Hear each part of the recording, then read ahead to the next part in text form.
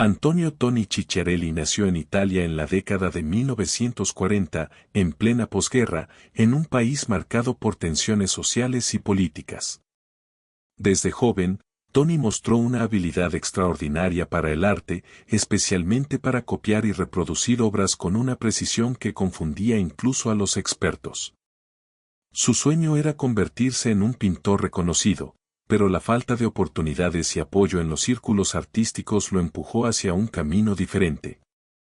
A finales de los años 70, Roma era una ciudad convulsionada, enfrentamientos ideológicos, grupos extremistas y crimen organizado daban forma a los llamados años de plomo.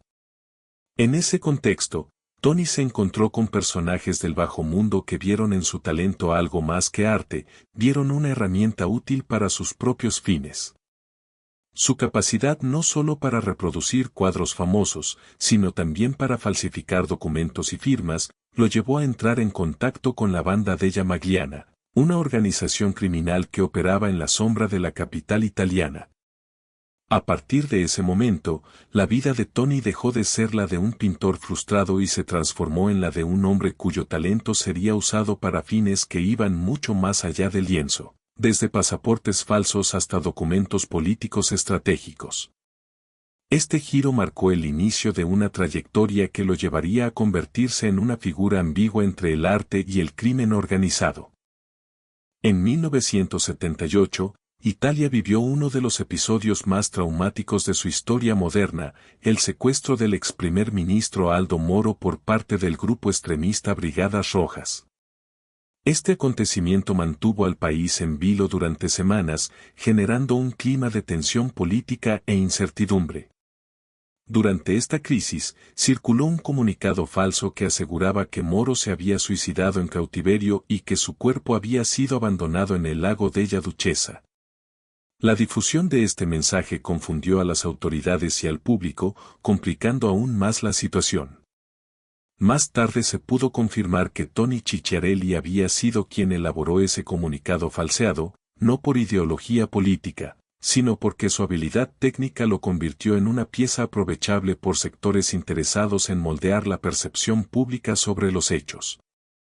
Este episodio no solo afectó la percepción de la situación, sino que también colocó a Toni en una posición estratégica dentro del entramado político y policial de la Italia de la época. Su nombre, hasta entonces desconocido fuera de ciertos círculos artísticos, empezó a asociarse con eventos de gran impacto nacional. 6 años después, en 1984, ocurrió otro acontecimiento criminal que se volvió histórico, el asalto a las bóvedas de Brinks-Securemark en Roma. 45.000 millones de liras, una cifra enorme para la época, desaparecieron de los depósitos con una planificación y precisión que sorprendieron a investigadores y a la opinión pública. Este robo no solo fue notable por el monto sustraído, sino por la forma en que fue ejecutado.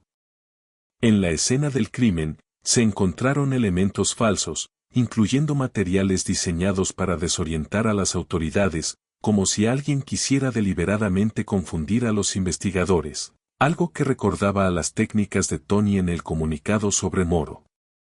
Esta fue la operación por la que muchos historiadores coinciden en que la reputación de Toni trascendió cualquier tipo de fama artística. Su participación indirecta o inspiración en este atraco reforzó la idea de que su talento había evolucionado de simples falsificaciones a maniobras capaces de influir en eventos de gran escala.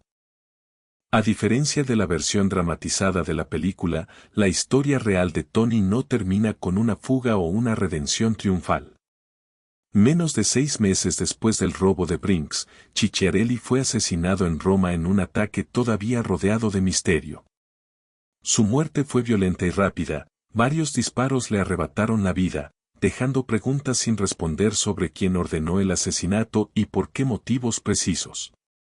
Este final trágico se ha convertido en parte del mito de Toni, señalando que quienes se mueven en los márgenes del poder, el crimen y la política a menudo pagan un precio muy alto. Su asesinato cerró un capítulo que había comenzado con la ambición de convertirse en un gran artista y que terminó entre engaños, intrigas y peligro constante. Hoy en día, la vida de Antonio Toni Cicciarelli es recordada no tanto por sus habilidades como pintor, sino por su habilidad para manipular realidades a través de la falsificación. Su historia ilumina una época de Italia donde la información podía ser usada como arma y donde la verdad y la mentira se mezclaban con facilidad en las esferas del poder. Historiadores y críticos coinciden en que la era de los años de plomo no solo estuvo definida por el enfrentamiento físico entre fuerzas políticas, sino también por la batalla por la narrativa y la percepción pública. En ese contexto, el papel de Tony demuestra cómo un individuo, movido por la ambición y la oportunidad, puede terminar siendo parte de un sistema que lo usa y, finalmente, lo desecha.